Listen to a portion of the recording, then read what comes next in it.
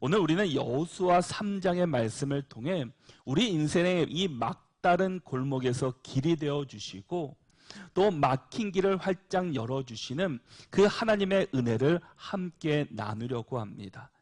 우리가 인생을 살다 보면 종종 막다른 골목에 있는 듯한 느낌을 받을 때가 있습니다. 이리도 못 가고 저리도 못 가는, 이럴 수도 없고 저럴 수도 없는 상황 가운데 놓일 때도 있습니다. 도저히 풀리지 않는 문제들, 넘을 수 없을 것 같은 장벽들, 또 감당하기 버거운 상황 앞에서 우리는 때로는 낙심하고 좌절하고 무너질 때가 있습니다. 마치 이 거대한 이 요단강이 눈앞을 가로막는 것처럼 보일 때가 있다라는 겁니다. 오늘 본문은 바로 이스라엘 백성들이 바로 그런 상황 가운데 지금 직면했을 때의 이야기입니다. 40년간의 광야 생활을 마치고 이제 그렇게 꿈꾸었던 약속의 땅 가나안을 눈앞에 두고 있습니다. 이 요단강만 건너면 그토록 꿈꾸고 그토록 가고 싶었던 그 가나안 땅을 들어갈 수 있게 됩니다. 그런데 그들 앞에 어떻습니까? 평상시는 그렇게 잔잔하던 그 요단강이 범람할 정도로 건널 수 없는 그 물이 그 요단강이 그 앞을 가로막고 있습니다. 이 요단강은 단순한 강이 아니라 어찌 보면 우리들의 불신과 우리들의 두려움, 그리고 앞으로 나아갈 수 없는 현실적인 장벽을 우리에게 의미해 주기도 합니다. 여러분에게는 지금 그 어떤 요단강이 여러분의 앞을 가로막고 있습니까? 여호수아는 요단강을 건너서 가나안 땅을 점령할 것이라는 하나님의 약속의 말씀을 믿고 먼저 이 정탐꾼들을 그곳에 보냈습니다. 여호수아 2장 24절의 말씀을 보면은 또 여호수아가 이르되 진실로 여호와께서 그 온 땅을 우리 손에 주셨으므로 그 땅의 모든 주민이 우리 앞에서 간담이 녹더이다 하더라라고 말씀합니다. 정탐꾼들의 말을 통해 하나님의 일하심을 확인했습니다. 우리가 가장 힘이 날 때가 언제입니까? 바로 이럴 때입니다. 내가 기도하고 내가 또 말씀 앞에서 주신 말씀이 우리의 삶 속에서 하나님의 일하심이 드러내고 그것이 보여질 때 우리는 힘을 얻게 되고 또 우리가 다시 한번 일어나 걸어갈 수 있게 됩니다. 하나님의 약속이 현실로 확인될 때 우리는 다시금 힘을 얻게 됩니다. 이때 주어지는 자신감은 그 어떤 것과도 비교할 수 없는 그런 은혜였습니다. 요단강을 건널 수 있다는 확신을 가지고 이 여호수아는 이스라엘 백성들을 이끌고 이른 아침 출발했습니다.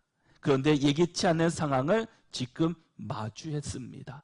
1절의 말씀을 보시면 또 여호수아가 아침에 일찍이 일어나서 그와 모든 이스라엘 자손들과 더불어 시딤에서 떠나 요단에 이르러 건너가기 전에 거기서 유숙하니라 라고 말씀합니다. 요단강을 건너기 위해서 아침 일찍 출발했지만 지금 요단강을 건너지 못했습니다. 여호수아는 아침에 일찍 출발했다라는 것은 해가 지기 전에 요단을 건너서 가나안 땅에 들어가고자 했던 마음이었습니다. 그런데 그가 그곳에 건너지 못하고 요단강 앞에서 지금 유숙하게 됩니다. 왜 요단강을 건너지 못했습니까? 그 이유가 15절에 이렇게 말씀하고 있습니다. 요단이 곡식 거두는 시기에는 항상 언덕에 넘치더라.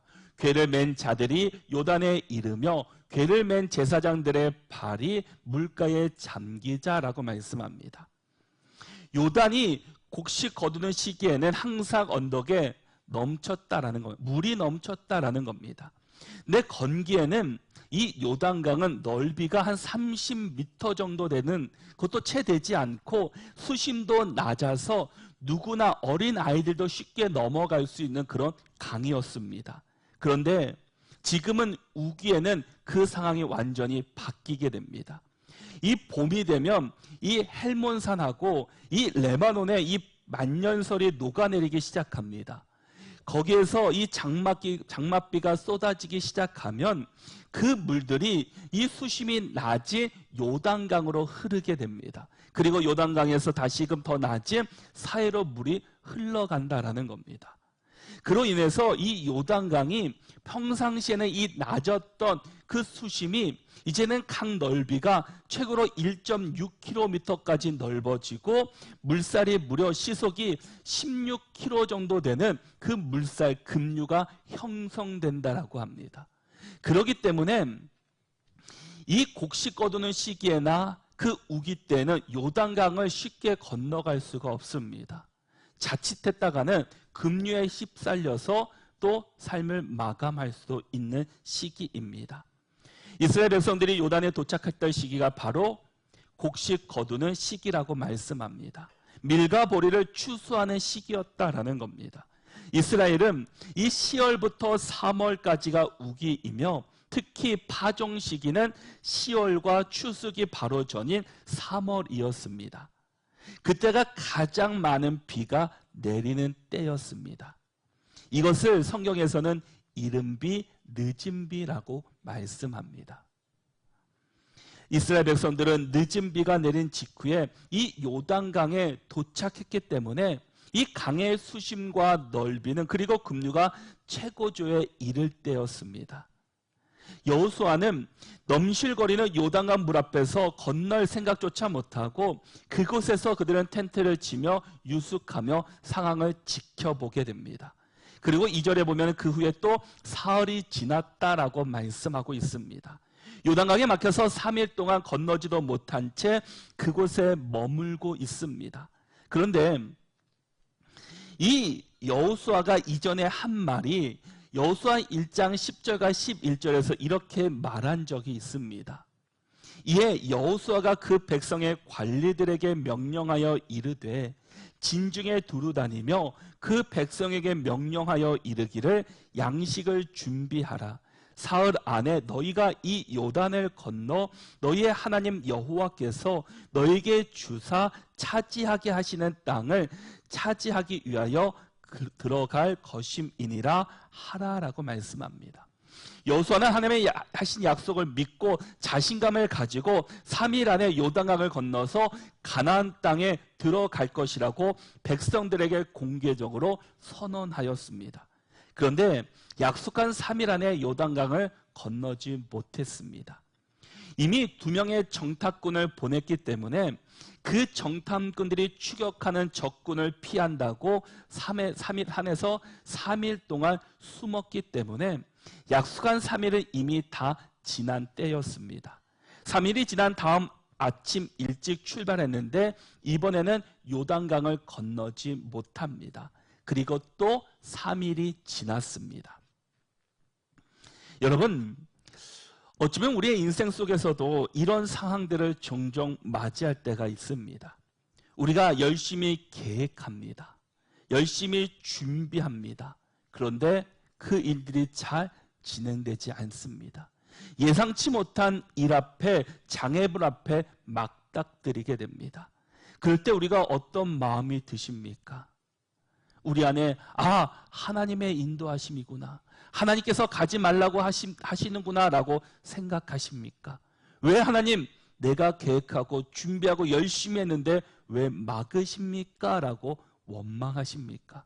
대부분의 사람들은 전자가 아니라 후자를 이야기합니다. 내가 열심히 계획했고 나름대로 노력하며 준비했고 계획하고 열심히 했는데 막히면 하나님을 원망하는 것이 대부분의 사람들의 모습입니다.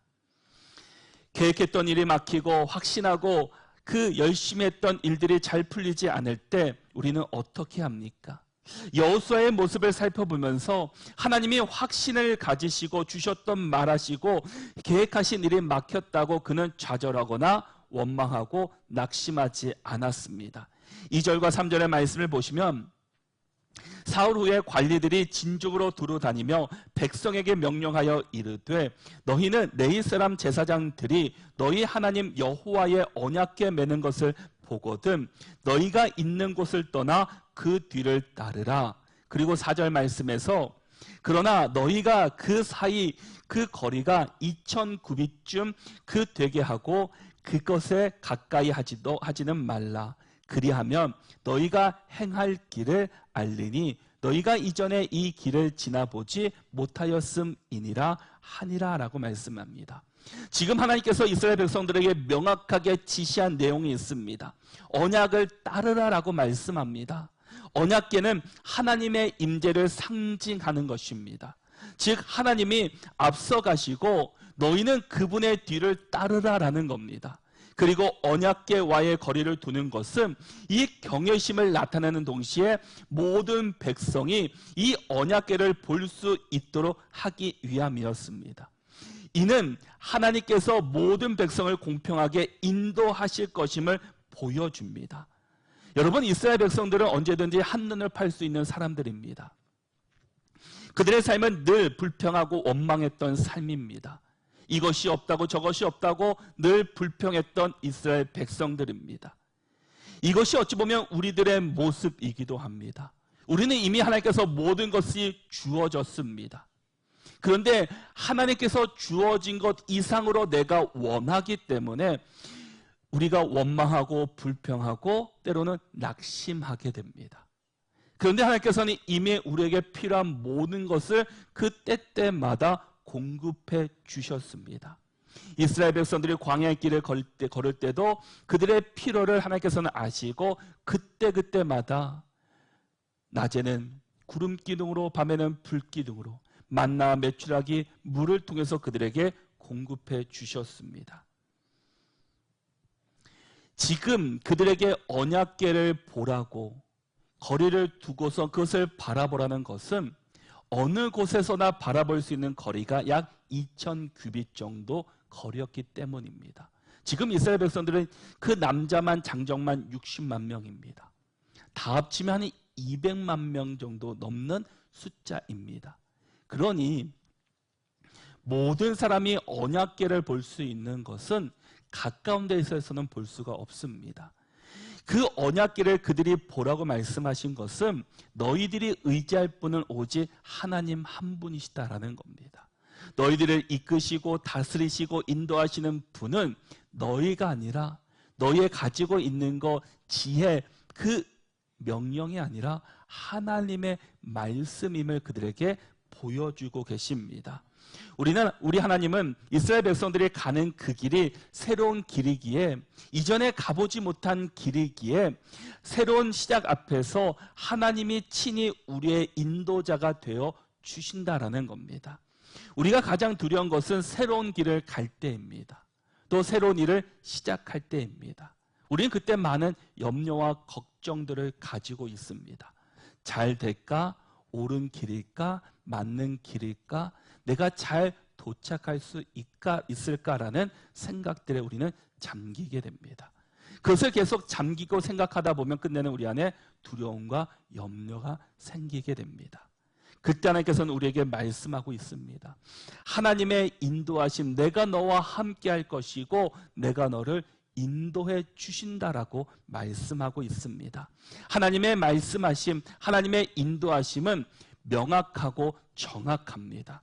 때로는 말씀으로, 때로는 상황을 통해, 때로는 사람들을 통해 우리에게 하나님의 뜻을 알려주십니다.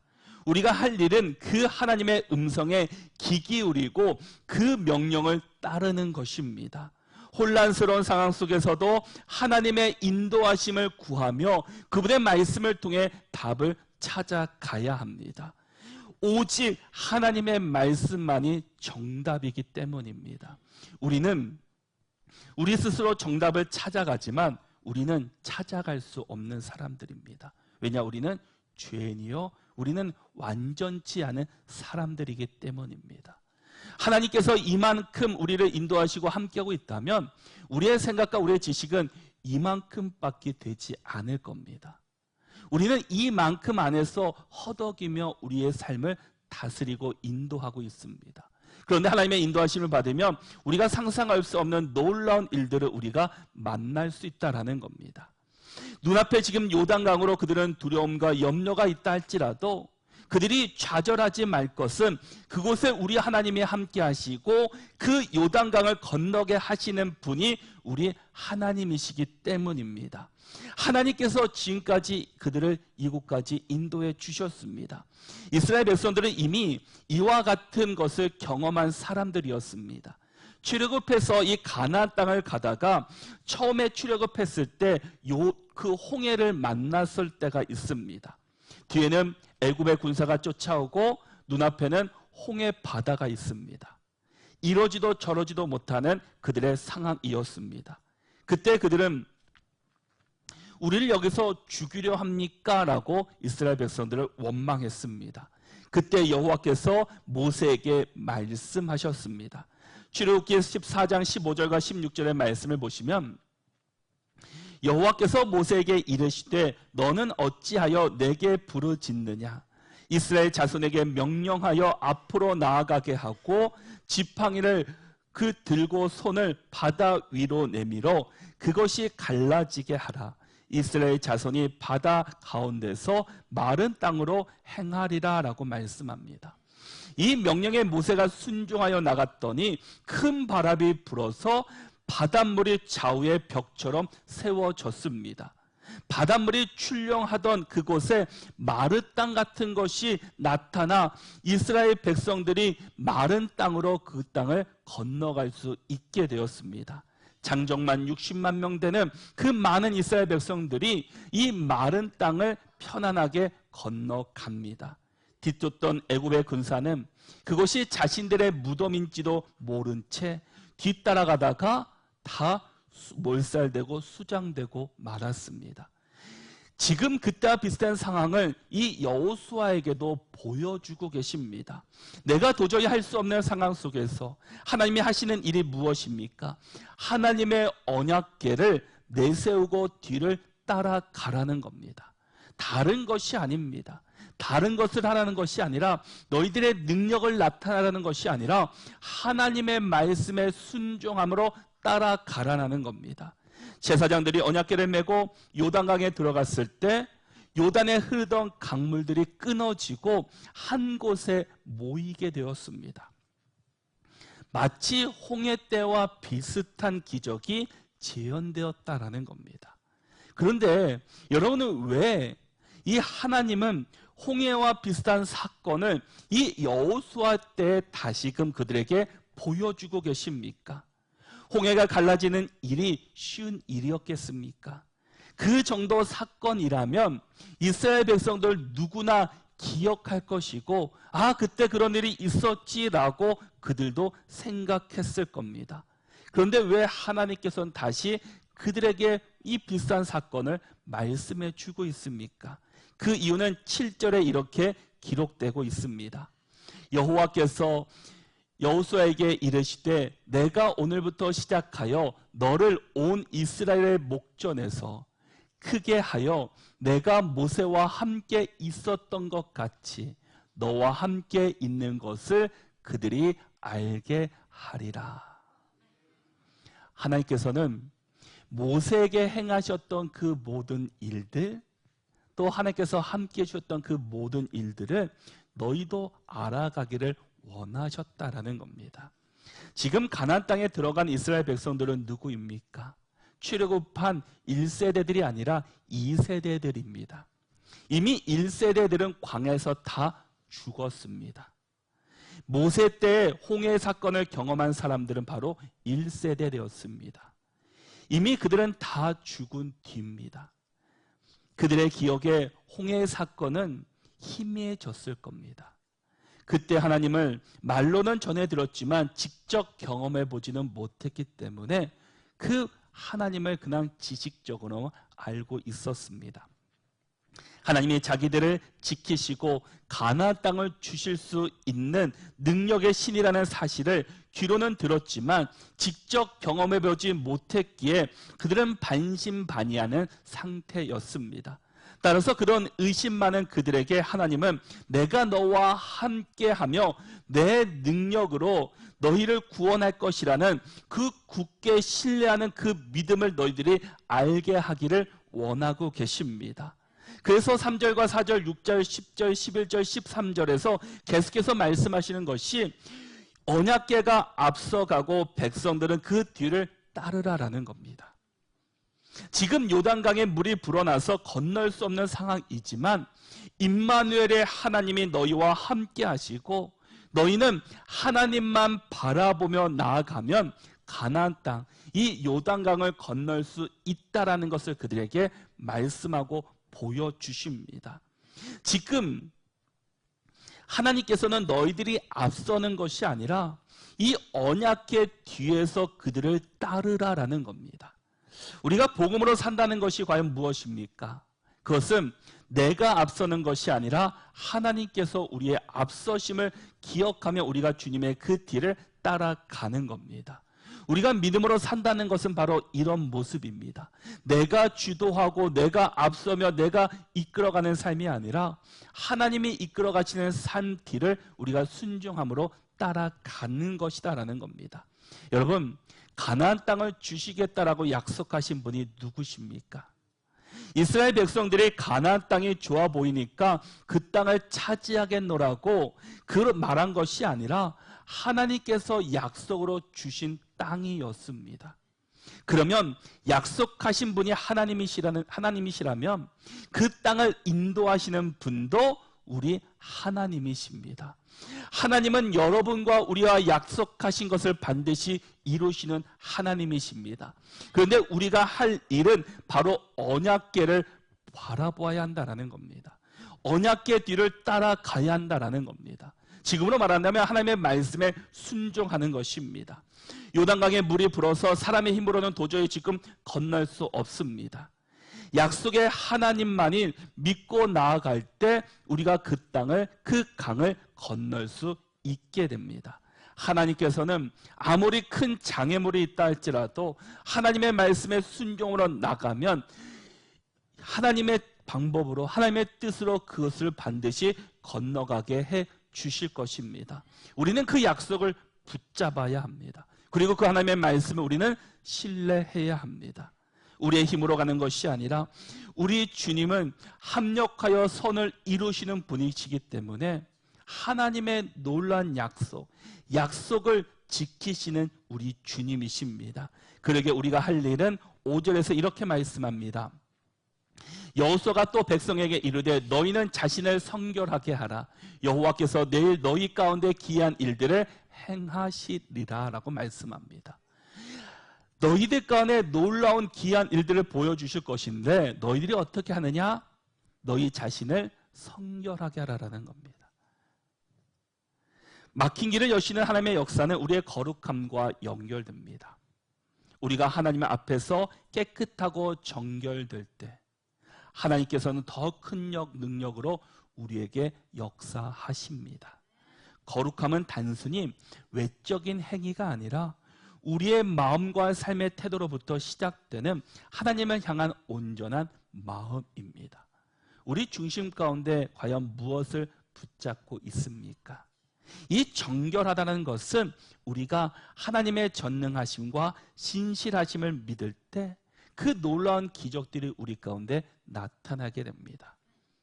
여러분의 삶에서 아직 해결되지 않는 문제들, 돌파되지 않는 그 장벽들이 있다면 먼저 여러분의 삶을 다시 한번 돌아보며 성결하고 정직하게 하나님의 약속을 굳건히 붙잡고 나아갈 수 있기를 바랍니다. 우리가 예배하는 것은 무엇입니까? 나를 내려놓고 그 안에 예수 그리스도를 모시는 겁니다. 나 스스로 내 삶을 다스릴 수 없기 때문에 우리는 하나님의 인도하심을 받아야 합니다.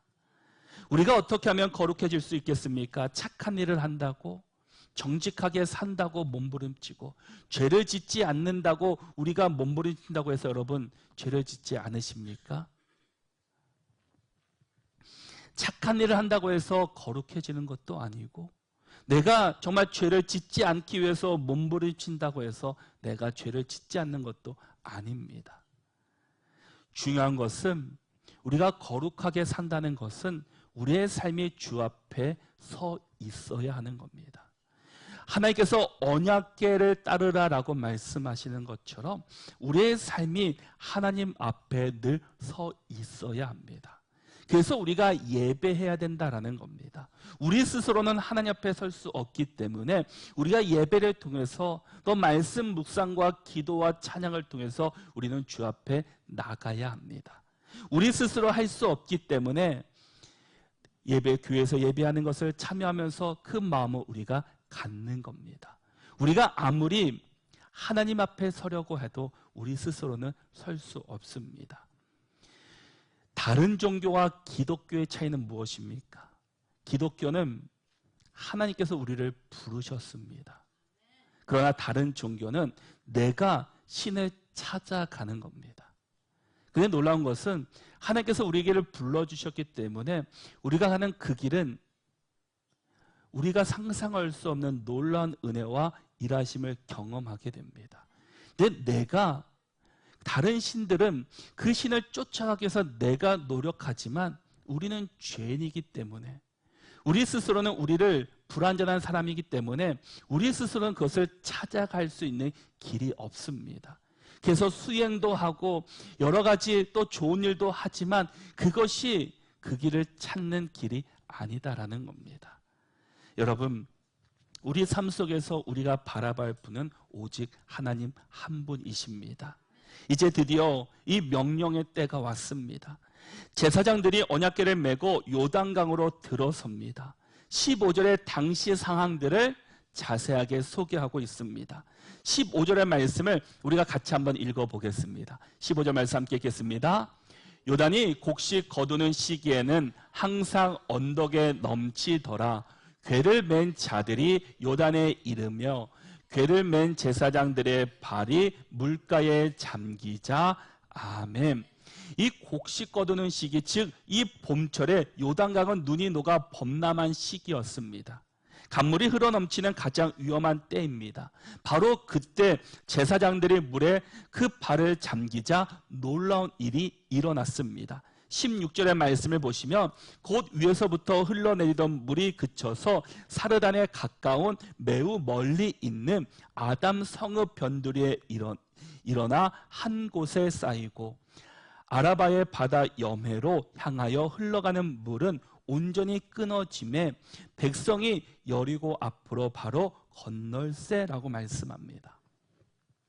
여러분, 오늘 우리에게 주시는 말씀은 무엇입니까? 지금 상황은 바뀌지 않았습니다.